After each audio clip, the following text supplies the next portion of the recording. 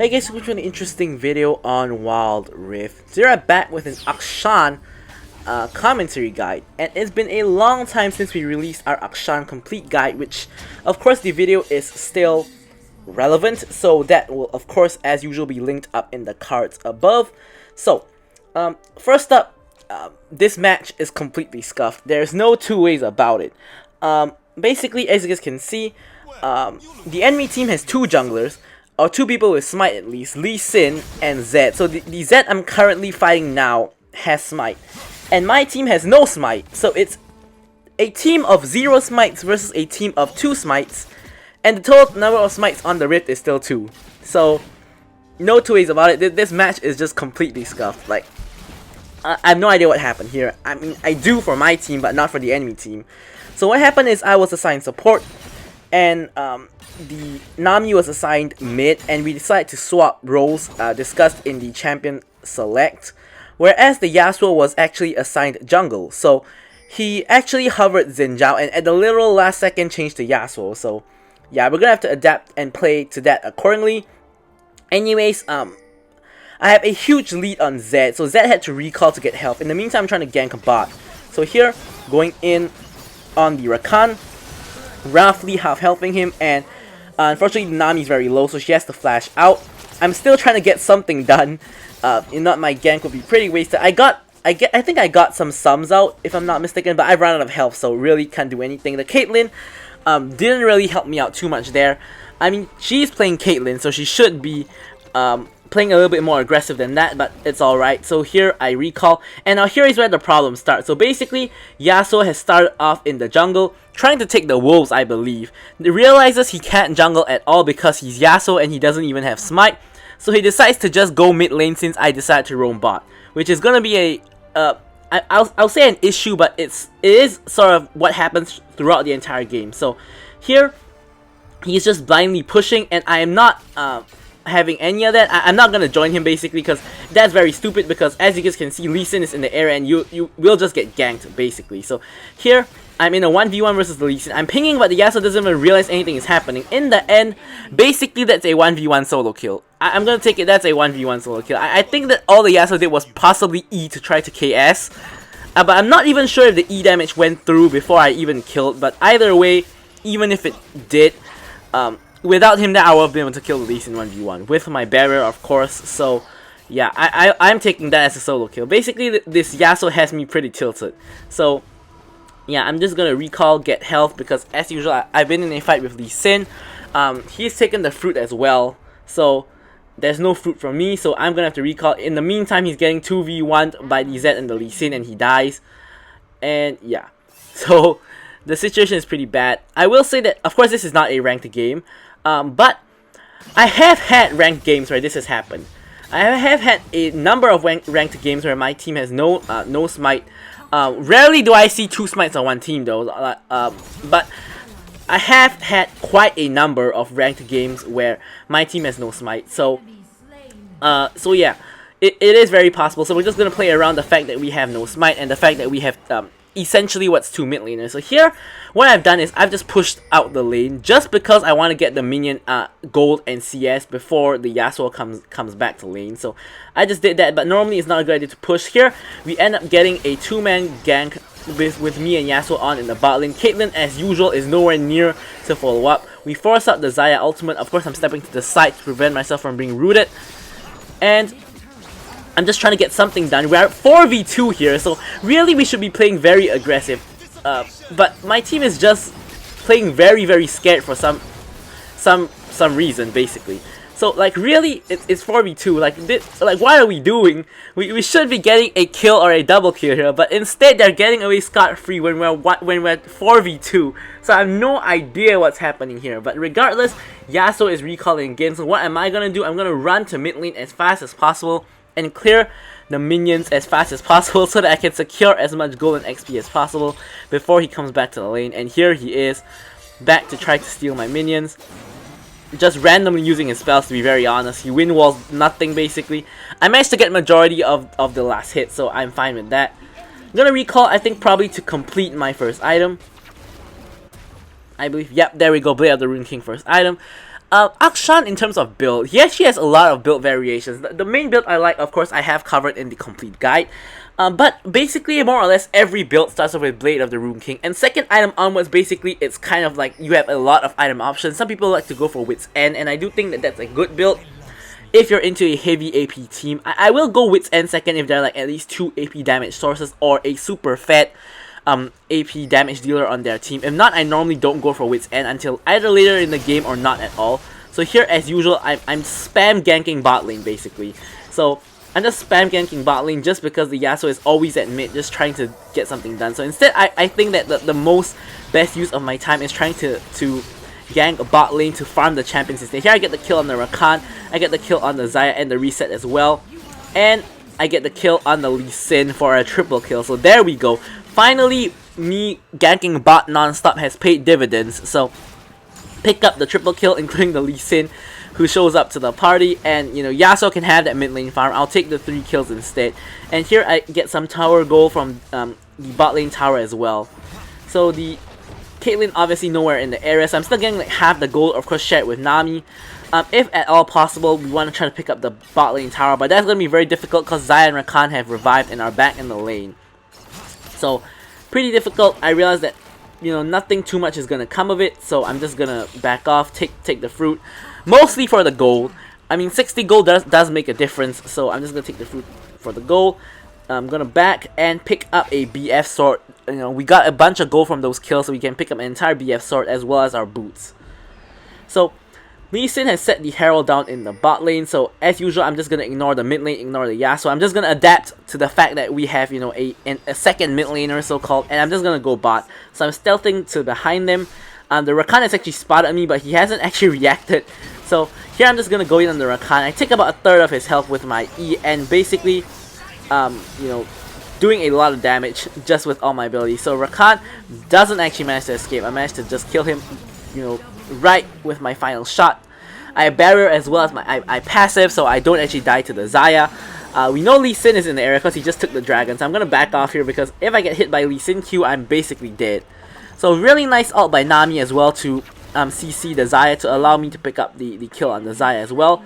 So at this point in time, we're doing very well, 6-0 and 0, so despite the shenanigans of the enemy team having a double jungle and our team having no jungle, we're still doing fine. Now I'm actually going back to mid lane just because I want to push the mid lane, as in literally push the tower, not like take the minions or whatever. Of course, I'm here, I'm going to be taking the minions as far as possible. Me and Yasuo end up splitting half the minions. So here, I'm just going to, you know, take the minions, not take the minions, take down the tower, uncontested basically. So here we get the first tower.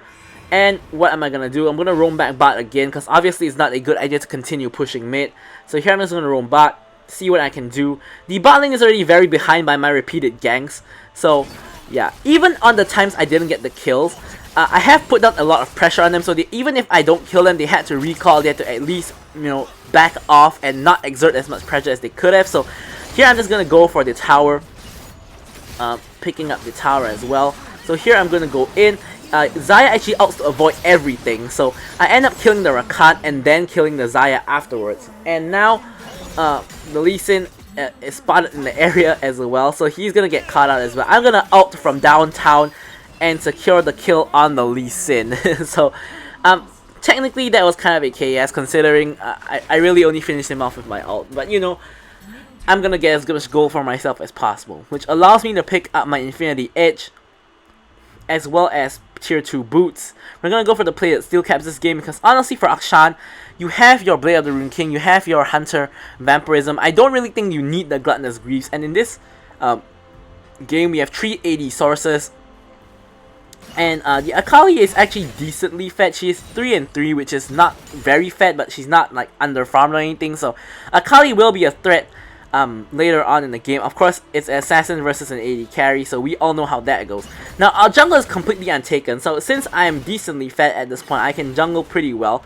Like, as you can see, I'm taking basically 0 damage from the jungle monster, so I'm just going to pick up the red buff. I already have a blue buff, so I'm just going to come and gank bot yet again. So, normally I'm going for the long route. I'm going to show up from behind them. My team is not really ready to go in as usual.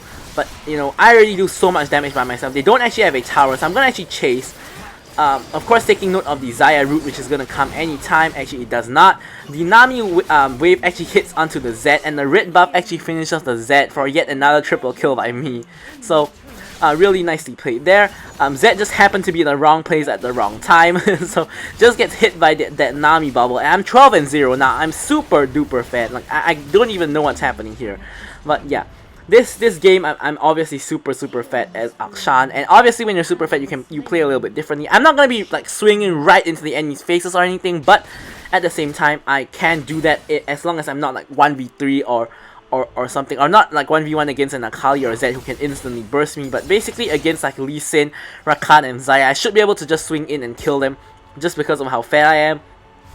And yeah, so now I'm just gonna recall. Now it's really important when you're this fat, like I'm 12-0, to not let enemies kill you to get the huge shutdown. Now at this point I have over a 1k shutdown for sure. So instead I'm gonna buy the Zhonya's Hourglass just so that if I take a bad swing into the enemy team, I can just Zhonya's and try to let my team help me out. Although from what we have seen from thus far, we know that the Yasuo is pretty bad. Sorry about that, but Yasuo's pretty bad. The Nami and the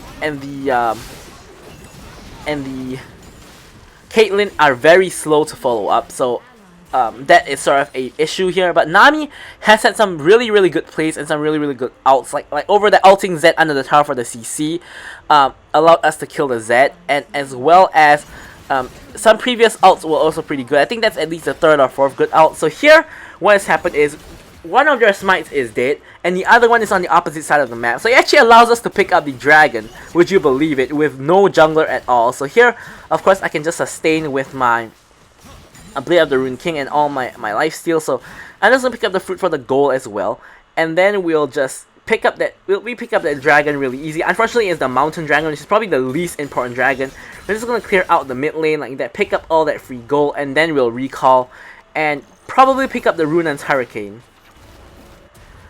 So this is my normal Akshan core build of the Blade of the Rune King, i.e. as well as the Runan's Hurricane. Now normally after this I would go for either the Seralda's Grudge or the Moral Reminder, or if I think that, you know, I can save that for later, I might go for another crit item or a GA, depending on the situation. But I think in this case, if I'm not mistaken, I went for the Seralda's Grudge. Just because normally I'll go for the Seralda's Grudge if there isn't a ton of lifesteal, and if there is, I'll go for the Moral Reminder. So in this case, Lee Sin's only lifesteal is his second skill. Zed doesn't actually have any lifesteal. Rakan only his first skill. Xayah has the Blade of the Rune King, and Akali doesn't actually have any lifesteal. So basically in this game, the only real lifesteal we have is from the Xayah, which I think is fine. So here, I revived Yasuo. Trust me, if I had a choice, I would not want to. But anyways, so we get the kills and we get the resets. Here I was trying to flash Q the Akali and then out her, but you know, I don't actually get the flash Q off because I know at this point I'm super fat. I'm 14-0-2. So at this point, if I flash Q and the Q hits both front and back, I out her, she's dead despite being that high on health. Because Akshan ult actually does a lot of damage as long as it's not blocked by minions or towers, and in that case, really hard for her to hide behind any minions or towers, and there's no allies to block for her. So if I flash Q and ult, she's guaranteed dead. Unfortunately, I do not hit the flash Q, so I instead ult her for maximum stacks, and Yasuo actually finishes up, cleans up the kill. So yeah, so here I'm checking if there's an enemy blue buff. There is not, so no blue buff for me. Now, this is a really strange situation. I remember what happens here. Basically, the entirety of my team and the enemy team just hover around the mid lane and basically start A-ramming, including me, of course. I am here. So basically, I wanted to go to other lanes, especially you can see our bot lane and our top lane is getting pushed in. I wanted to go to other lanes to clear out the lanes, but I feel that if you look at our team, my team has a 3k goal lead, and if you look at me, I am the 3k goal lead. So without me, both of our teams are actually completely even in goal. So I am the main deciding factor for the fight. You know, it sounds kind of arrogant, but it is completely true in this case, because I'm 14-0-2, and I'm definitely the most fed member on my team by far, so really I'm the main deciding factor of the fight. Like, if the enemy team manages to kill me first, probably they'll win the fight, but whereas if I manage to stay safe, probably you will win the fight. So I don't really want to leave my team, but as you can see, nothing is really happening here. What's happening is we're clearing waves, they're clearing waves, and in the meantime, Zed managed to get off a split push. Now Zed actually manages to get caught again for the umpteenth time in this game, and I actually managed to clean up the kill on the Zed. Of course, here someone is going to block for the Rakan being the Lee Sin.